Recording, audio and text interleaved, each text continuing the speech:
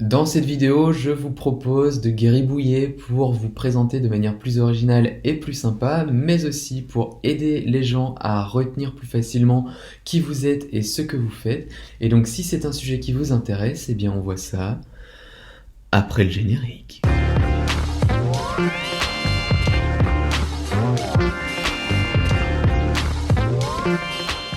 Bonjour à toutes et à tous, c'est Laurent du blog des Joyeux Gribouilleurs, le blog qui vous aidera à mettre vos idées en valeur, notamment grâce à la pensée visuelle, c'est-à-dire l'art de mêler des dessins rapides et des textes courts pour mieux communiquer vos idées, les rendre plus claires et plus enthousiasmantes. Alors si c'est un sujet qui vous intéresse, je vous conseille de prendre une seconde pour vous abonner et ne louper aucune des prochaines vidéos.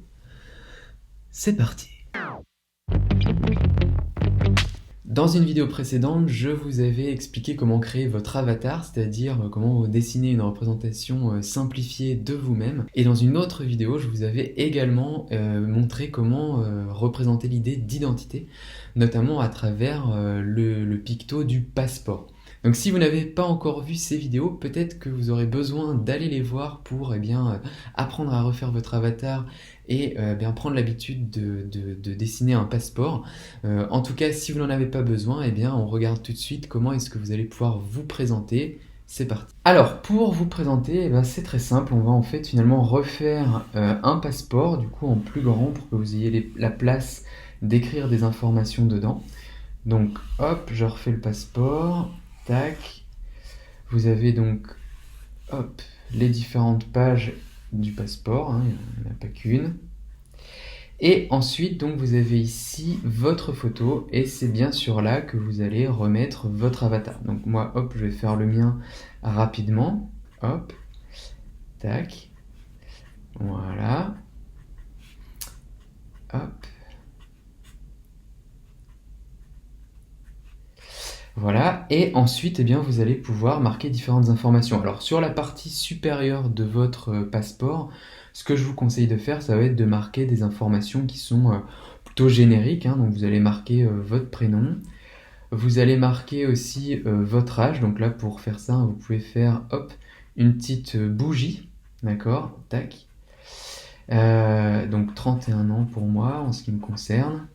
Ensuite, vous pouvez aussi marquer d'où est-ce que vous venez. Donc voilà, hop, si moi je viens de France, hop, je représente la France. Et pour dire que voilà, j'ai grandi près de Besançon, hop, je peux faire comme ça.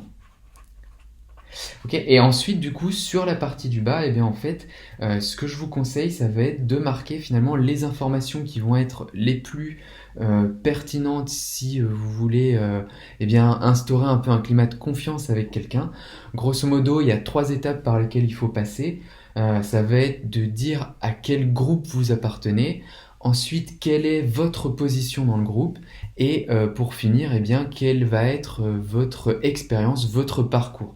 Donc, du coup, si on transpose ça dans le monde professionnel, en fait, ça pourrait dire, voilà, en termes de groupe auquel j'appartiens, hop, quelle est l'entreprise dont je fais partie. Donc voilà, moi en fait, je pourrais dire c'est les Joyeux Gribouilleurs. Hop, tac, donc je fais le logo ici.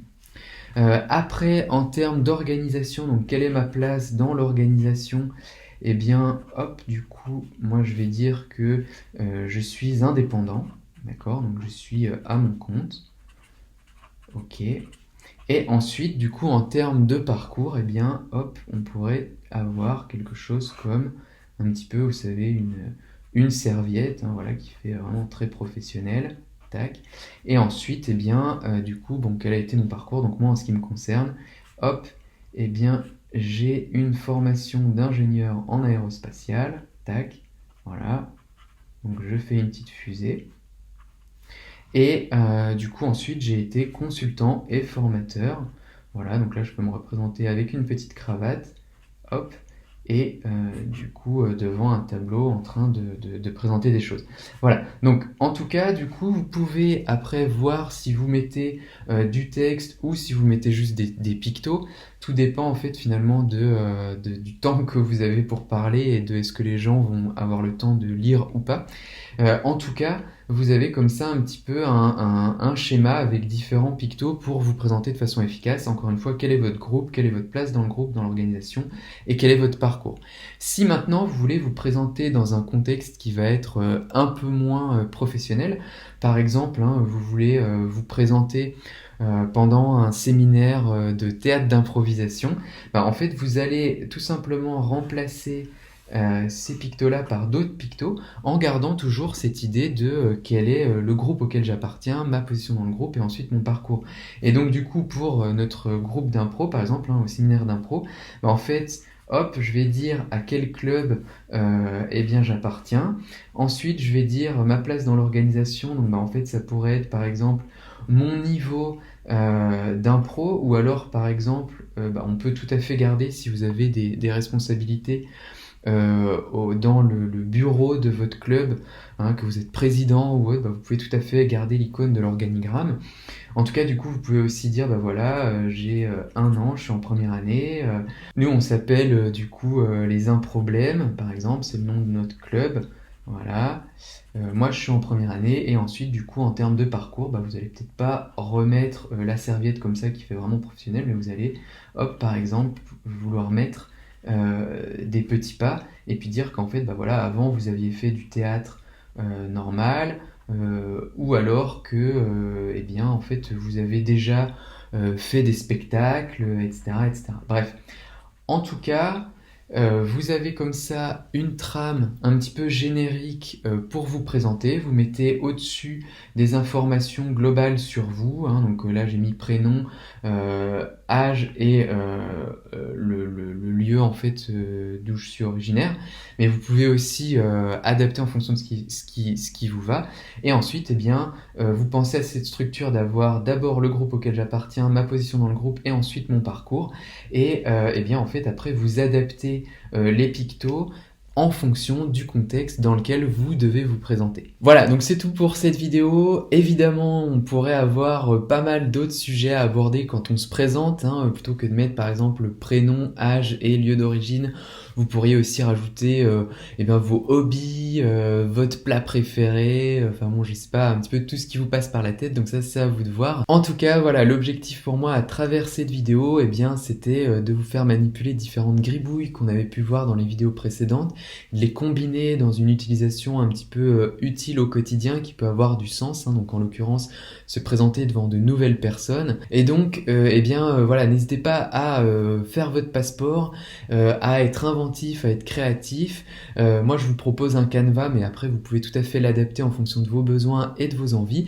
Et si le cœur vous en dit, eh bien, je vous invite même à poster votre passeport dans le groupe Facebook La Gribouille en groupe, bah, pour tout simplement faire connaissance et puis un petit peu apporter peut-être de nouvelles idées et voir les idées des autres. Voilà, donc en tout cas, encore une fois, j'espère que cette vidéo vous aura plu. Si c'est le cas, n'hésitez pas à laisser un pouce bleu, à la partager sur les réseaux sociaux, à en parler à toutes les personnes que vous pensez que ça pourrait intéresser. Merci d'ailleurs la semaine dernière à Jean-Luc, à Cécile et à Leïla pour leurs petits commentaires, ça fait toujours plaisir. Et quant à moi, il ne me reste plus qu'à vous dire à bientôt pour une prochaine vidéo. Ciao!